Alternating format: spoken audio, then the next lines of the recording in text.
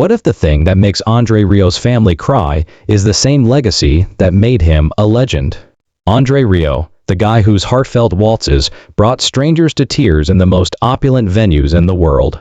His bow moved through centuries, memories, and the essence of classical music itself in addition to gliding across strings. However, behind each roaring cheer, a man was silently going back to his work. The weight of unsaid recollections was steadily shattering the heart behind every grin on stage. Every outstanding achievement was accompanied with a lifetime of loss, fatigue, and rejection. Few ever seen the cost of that crown, but they referred to him as the King of Waltz. A childhood yearning for affection from a father who was only critical. A young artist who dared to inject enthusiasm into classical rooms was ridiculed. A husband who lost both because he put love before family approval. The amount of money he leaves behind is quite astounding. It is estimated to be worth $600 million, which is a testament to both his unwavering spirit and his talent as a performer. A staff of 110 people whose lives depended on his strength, a collection of violins valued at millions, and a castle from the 15th century that he had renovated himself. That's only the surface, though. A collection of assets that would astound any investor lies behind the radiance. 34 properties in Maastricht alone, out of over 80 properties in Europe. Each one is a piece of memory that only he completely comprehends. A garage full of automobiles that have been particularly adapted to go with his musical adventures. They all silently saw his collapses, the times he lowered his head behind the stage. A private company empire that includes garment workshops, logistics, and recording studios. All working like a perfect machine, but drenched in tears and sweat. Additionally, he continued to pay for the fixed costs each month, even in the absence of any concerts. Insurance for his valuable instruments, staff salary, and tour expenses. However, riches is not the subject of this tale. It has to do with the burden it carries. Because there is a sacrifice associated with each dollar in that fortune. Consider writing a tribute below if his music has ever helped you get through a difficult time. A single life is a small token of appreciation for the voice that helped us when we were unable to help ourselves. A tiny kid, however, stood silently at the edge of a rehearsal room long before the castle walls and the standing ovations. Hoping his father would glance up and grin. He didn't. 1949 saw the birth of Andre Rieu. Into a home where there was always music but never affection. His mother was severe and emotionally aloof, whereas his father was a highly regarded conductor. The mansion was chilly, methodical, and disciplined like a soulless symphony. That's not a sentiment. Andre later recalled, "My parents didn't love me. It's a fact." When he was younger, he would sit by himself while his father led orchestras, his tiny hands imitating baton motions, longing for recognition rather than cheers. However, there were only expectations in that house, no encouraging words or tender embraces. His father laughed when he admitted that he wanted to pursue a career in music in order to use his craft to spread happiness. Classical music has no place in his father's sense of joy. Andre's spirit was deeply etched by that rejection. He discovered the violin in this gap, not only as a musical instrument, but also as a friend. He would draw the bow across the strings each night after the house had fallen into its icy solitude, allowing them to convey to him the words that no one else would. It was survival, not merely exercise. When he had no voice, the violin became it. His sense of rejection extended beyond his home. Cold perfectionism filled the halls of the Royal Conservatory of Brussels as he started formal study there. More important than heart was technique. It was not acceptable to be passionate. Andre's overly emotional playing was the reason he didn't fit in, not his lack of skill. Those were the years of unseen bruises, he once said. He envisioned an orchestra that would celebrate life, laugh, and dance. And his peers chuckled when he told them about his dream. He was counseled by some teachers to mature and quit pursuing his dreams. He wasn't broken by the laughing, though. His first silent protest against the inflexibility of tradition was the founding of the Maastricht Salon Orchestra in 1978. Just a young man and his violin attempting to create a world he had never been given, no financial support, no familial blessing. André Rieu famously remarked, "I wasn't born in warmth, but I chose to create it, and that choice would change the world." Rieu developed his virtuoso technique amid the sterile halls of the Royal Conservatory of Brussels and other esteemed European institutions. But each note he played seemed to reverberate in a cold air. Even though he excelled in his classes and the professors were strict, his heart longed for something much more than technical mastery. He yearned for music that had the capacity to laugh, breathe, and embrace a crowd. He had to put up with chilly practice spaces and an artistic environment that prioritized discipline over fun in the middle of the 1970s. For a man who wanted to see listeners sway and grin, it was a claustrophobic world. In 1978, at the age of 29, he left that safe but confining world to found the Maastricht Salon Orchestra. Equipped only with his unwavering faith, years of rigorous study, and a small circle of like-minded individuals. A little group that ventured to add intimacy, humor, and warmth to classical music. It was both eloquent and subtly freeing, the sort of decision that saves you after first hurting you. Even when their love sparked strong opposition from his family, Marjorie, the lady whose unshakable faith never wavered, stood by his side. The last link to his history was ripped off by his mother's rejection of their marriage, leaving him permanently separated. However, a great sense of liberation resulted from that personal loss. The capacity to create a sound, a marriage, and a life that are all his own, centered on the inseparable link between the artist and the audience, not on the endorsement of tradition.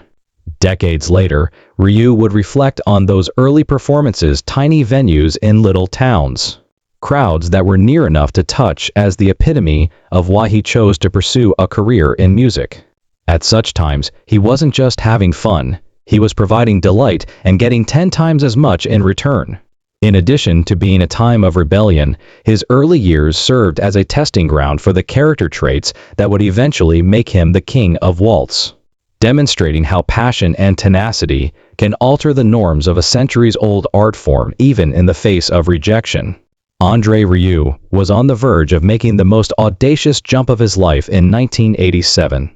Having battled years of professional opposition and personal tragedy, he took what many referred to as a risky risk at the age of 38 by starting the Johann Strauss Orchestra with just 12 players. It was dismissed by the classical elite as a fad that would eventually pass, and industry rumors portrayed him as an idealist who was disconnected from reality.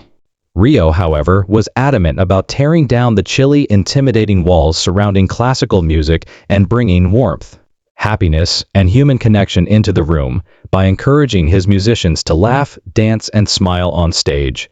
He defied centuries of strict tradition and created concerts that resembled communal celebrations of life rather than formal recitals. The initial years were everything from glitzy, unpredictable, and brittle revenue began to dribble in.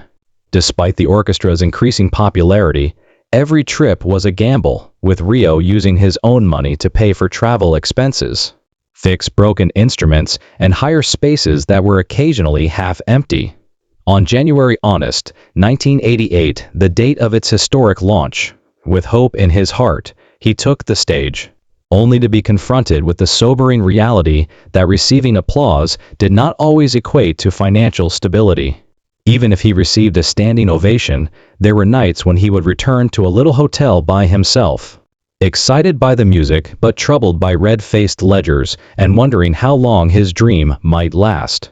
In order to keep the group going, he had to take on extra shows or bargain for reduced rates in some months when ticket sales hardly met expenditures.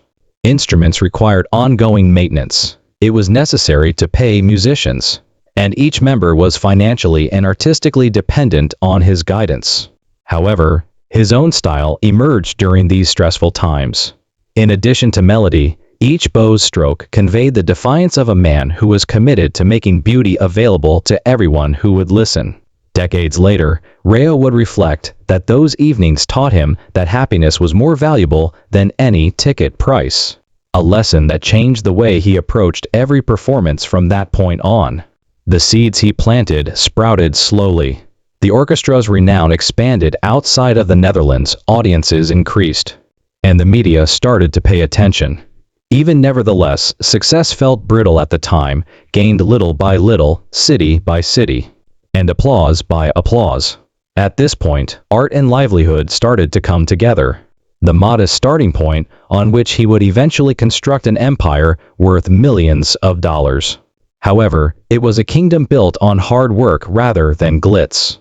From the exhausting distances between towns, the heartache of being rejected, and the insatiable, obstinate fire of a guy who would not allow his favorite music to be restricted to the privileged. By the middle of the 1990s, Andre Rieu's unwavering perseverance started to pay off. Fruit, but not in the carefree, glitzy manner one might think. Years of measured risks, restless nights, and an unwavering unwillingness to give in to uncertainty were the foundation of his ascent to international renown. The pivotal moment occurred in 1995 at a UEFA Champions League game when he performed Shostakovich's Waltz No. 2 in front of a sizable stadium crowd, igniting an emotion that cut beyond national boundaries. The recording sales skyrocketed, but the man behind that success had spent decades perfecting a voice that could win over both ardent classical fans and total beginners. Rieu started a never-ending globe tour after that, traveling over Europe, the US, Australia, and Asia with his orchestra. These travels weren't without hardship, logistics across continents, the risk of packing huge halls in areas where classical music was uncommon, and the duty of ensuring the well-being of more than 100 individuals who relied on him. It was no gift to be called King of Waltz. The crown was created night after night, encore after encore, until his song caused audiences from New York to Tokyo to sway in unison. Rieu understood that praise alone would not suffice for real success. By constructing his own studio to guarantee creative independence, managing every facet of production and promotion, and collecting an internal team capable of putting on spectacular shows, he established an autonomous empire. Every decision was risky, and every investment required confidence.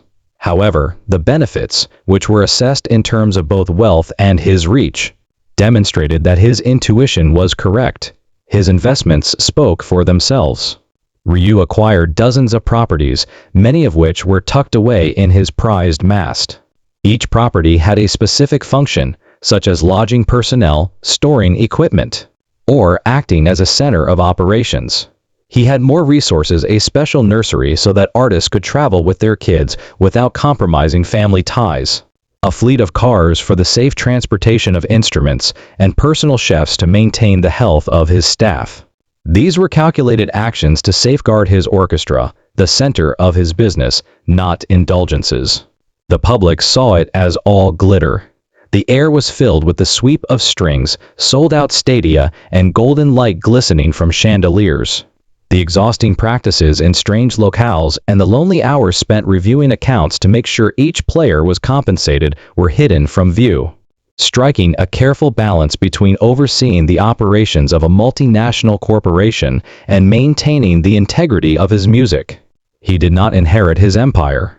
It was meticulously, patiently, and selflessly constructed, note by note. By the time Andre Rieu ruled the world stage, his success was a tribute to the perseverance and dedication of a man who would not let his dream to die, no matter how great the price. Of all Andre Rieu's belongings, his castle and his unique collection of Stradivarius violins are the most significant in terms of memory and significance. Maastricht's fortress from the 15th century was more than just history and stone walls. It was there that he first sat at a piano as a youngster and let his fingers to experience the enchantment of music. After decades of yearning, he bought the house in 1999 and started a meticulous restoration process to make it a live place where music could flourish rather than a chilly monument. His touch breathed new life into each arch and hallway, fusing his creative life with his history. With a light-filled glass conservatory, a lush tropical garden where he could escape the pressures of touring, and a fully furnished recording studio where some of his most poignant compositions were realized, the castle served as both a haven and a place of employment. One could sense the meeting point of the past and present as they passed through its corridors. A world-renowned conductor's skill blending with the echoes of a boy's first notes. His two rare Stradivarius violins from 1667 and 1732 were equally prized. He used these instruments for more than just his profession. They were friends, and generations of music had molded their souls. Knowing that their voices were unique, Rieu spoke about them with awe. In times of crisis, they became even more important. He even thought about selling one to keep his players employed during the dark days of the COVID-19 pandemic, when performances stopped and the cost of maintaining his orchestra threatened to destroy the business. He was never forced to follow through on that choice. However, the concept itself demonstrated how deeply he was committed. These belongings were never meant to be shown for Rieu. They served as archives of memories, reminders of tenacity, and evidence of a time when sacrifice and art were inextricably linked. The castle served as a reminder of his starting point. The violins from Stradivarius served as a reminder of the ageless art he had dedicated his life to. They left behind not only material wealth, but also the deep connection that a guy had with his music and the material possessions that had accompanied him on his path.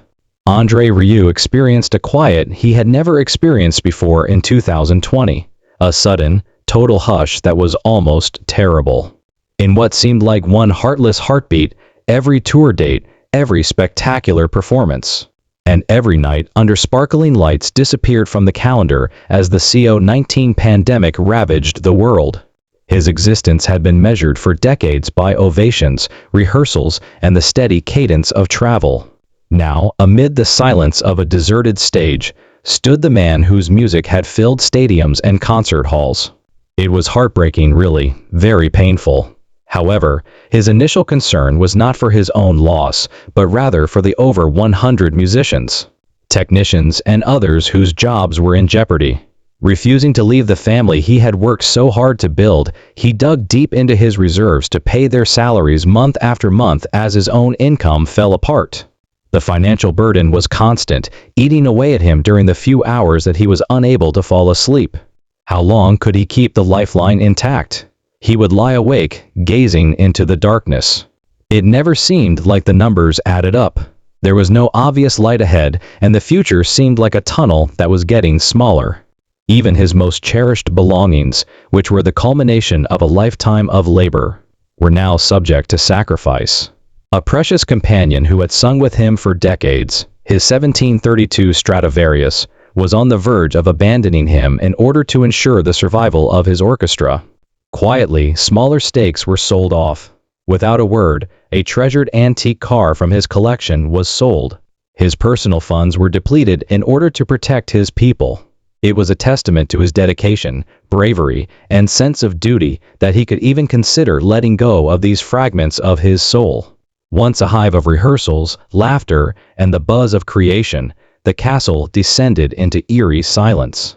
Absence reverberated across the corridors. Each chamber appeared to hold its breath. Rieu lived in almost complete isolation throughout those protracted months of lockdown. Outside his gates, the world froze in terror. Nevertheless, he resorted to composing despite the oppressive silence.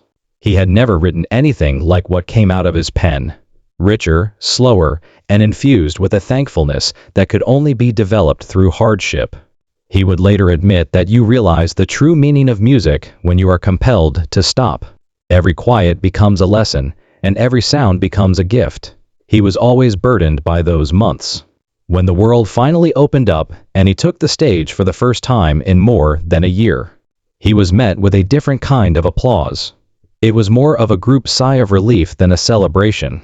A reunion between two long-separated hearts. The lines of his face and the tenderness in every syllable he performed revealed that many of the audience members were crying aloud, reflecting their own personal struggles throughout the pandemic. Every performance after that night had the specter of that silence. His crescendos grew more delicate, his waltzes gentler. Every bow stroke is a combination of prayer and gratitude. Not just a conductor returned to the stage, he was a man who had endured loneliness, sacrifice, and dread in an empty hall before emerging with the unwavering conviction that music, no matter how stifled, will always find its breath again. He would too.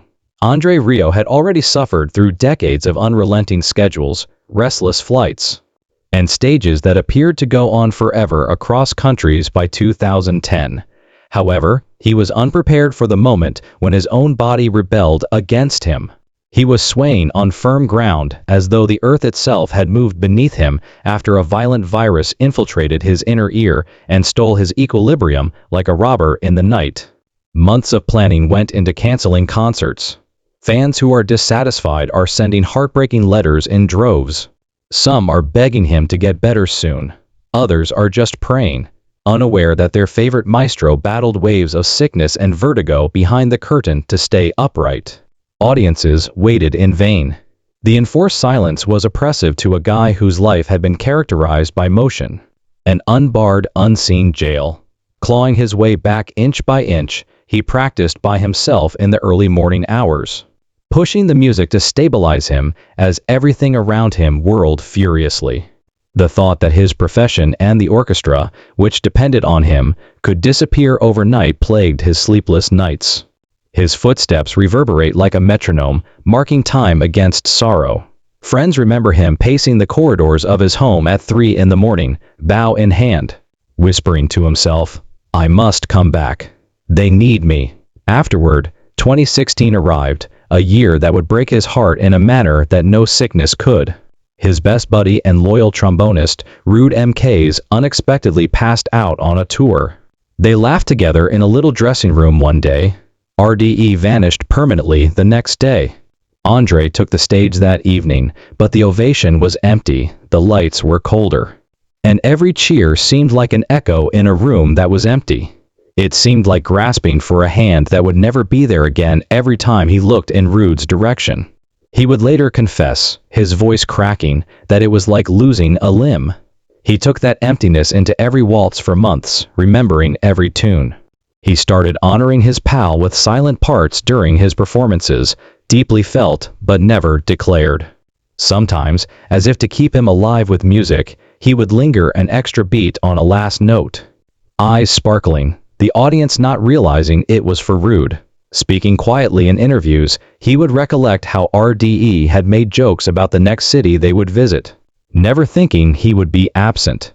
Years of straining above human limits had eventually cost them by 2024. His body gave up in Mexico just before he took the stage in front of 40,000 excited fans. Backstage he fell, the crowd scream fading into a far-off hum. The performance was cancelled. He was unable to stand up for his audience for the first time in his career. The warm glow of the stage was replaced by the bright glare of medical lights as paramedics approached him. It wasn't just tiredness, and in the eerie silence that followed, he turned to Marjorie and murmured, his voice shaking, "I don't ever want to have another opening night like this again." It was the unvarnished reality of a man looking into the confines of his own life, knowing that the curtain could close permanently at any time. He lay in a dimly lit hotel room that night as the stadium emptied, listening to the quiet. The lack of music felt heavy on his chest, and he wondered if his body could still support the weight of his art. He glanced at the ceiling and pondered whether now was the time to stop, his phone still resting on the bedside table with scores of unopened messages from friends and supporters. Andre's determination, however, remained unwavering even in the most dire circumstances of these crises. After the virus, he pushed himself through a demanding recovery program in spite of his overwhelming fear of passing out in the middle of a performance. He brought Rude's memories with him to every performance, occasionally looking to that vacant spot for bravery and finding strength in the suffering. And he made a promise in Mexico as the years weighed him down. Only after delivering the final note he had left would his body fail once more. He started modifying his tours to include more days off while still exerting himself to perform the magic that his audiences had come to anticipate. Never before had the price of grandeur been so expensive and the agony been so acute. His love for the music, the orchestra, and the millions of people who had supported him through every note. Every applause, and every quiet moment in between, however, had not. Like life, he was aware that the music may end at any moment. He therefore performed as though it were his final show. Each bow stroke is an act of rebellion against time. Each standing ovation served as a reminder that it had been worth the effort. Andre's life has been steadily anchored by Marjorie. Managing schedules, negotiating contracts, writing arrangements, and keeping the orchestra together from the start. He was the hidden architect behind the empire, frequently putting his aspirations before of her own. She has endured the storms, uncertain finances, exhausting tours, and the gloomy quiet of the pandemic, constantly keeping Andre away from distractions so he could give his all to the music. Their son, Pierre, learned the discipline of performance and the rhythm of rehearsals while growing up backstage surrounded by violins and sheet music. He now acts as the watchful protector of his father's health and the mastermind behind every performance, painstakingly organizing rehearsals, tours, and even downtime to ensure that Andre can keep performing without deteriorating from age. He was the first to observe the negative impact of a standing ovation. He is the first to notice when his father's bow hand starts to feel tired. Then there is Daisy, the granddaughter, who embodies the family's concept by using her delicate fingers on the piano keys to represent the passing of a torch between generations. We never coerce them. They will come if the song calls for them to. The fact that she is here serves as a reminder that the music will endure beyond the man, that his melodies will continue to reverberate, finding new ears and hearts. In August 2025, Andre lives in a well-kept 150-year-old house close to his cherished 15th-century castle, where he learned to play the piano as a little lad. His home provides the peace his body now longs for, but the castle continues to serve as a working center for memories and music. Scores and mementos from decades of travel are displayed on shelves around the walls. Each had a backstory and was repaid with hard-won praise and restless nights. Outside of Europe, he no longer gives tours, but he still has a full calendar. Just got back from his sold-out Maastricht concerts in July 2025, where hundreds of people gathered in the plaza to celebrate his art, tenacity, and survival. Every performance was well planned by a man who understands that he needs to save every last bit of strength. He meticulously plans his days, Dawn takes walks in the gardens, works out with a personal trainer, eats a diet designed by his doctor and chef to keep up his declining strength, and has frequent checkups to deal with the inevitable effects of aging. While the evenings are spent having peaceful dinners with Marjorie, Pierre, and Daisy, where laughter takes the place of the thunderous acclaim, the afternoons are spent in his private studio, where he frequently reviews arrangements or coaxes fresh life out of the violin. Even though he hasn't mentioned a will in public yet, his family is aware that his riches, properties, or even his precious Stradivarius violins aren't the real inheritance he intends to leave behind. It is the collection of pieces and the events that shaped it. His wealth, which is distributed among real estate, investments, royalties, and other assets, is considerable, but it is insignificant in comparison to the legacy of connection. His music has grown. His health has deteriorated with time, his stamina has become more limited, and every bow he draws seems like it might be his last. He bears the burden of years spent in continual move, as well as the personal sorrows of lost acquaintances. The echoes of the July concerts remain, tempered now by a slower tempo and greater appreciation, serving as a reminder that the relationship between an artist and their audience can endure for decades. The man who used to be shunned, mocked, and alone now performs for audiences that are like family. And the innumerable hearts that beat in rhythm to his waltzes will be the true measure of his legacy, not wealth. When the last note fades, please add a tribute below if one of those tunes has ever helped you get through your own happy or sad days, because each expression of gratitude adds a note to the timeless symphony he leaves behind. As Andre Rieu's incredible journey draws to a close, his legacy goes beyond the value of his estates, the rare instruments he treasured, or the enormous cash he accumulated over the years. The innumerable souls his music has impacted bear witness to that. Across generations, his waltzes have served as the background music for romantic tales, farewells, and times of introspection. Each performance was a selfless act. Each note serves as a link between individuals who might not have otherwise interacted. His life serves as a reminder that what we inspire in others, rather than the material possessions we own, is the real test of wealth. His family now sees more than just an artist when they gaze upon the empire he established. With its magnificence, beauty, and unsaid sacrifices, they witness a man who sacrificed his youth, health, and heart to preserve music in a world that was changing. The guts to dream big, to keep going when the stage seems empty, and to love what you do so much that it becomes your gift to the world are the true inheritances they realize. Please share a recollection below if Andre's music has ever lifted your spirits, lightened your load, or accompanied you through happiness or sorrow. To memorialize the man whose bow danced across strings and entered our souls, even a little message or a single word can be used.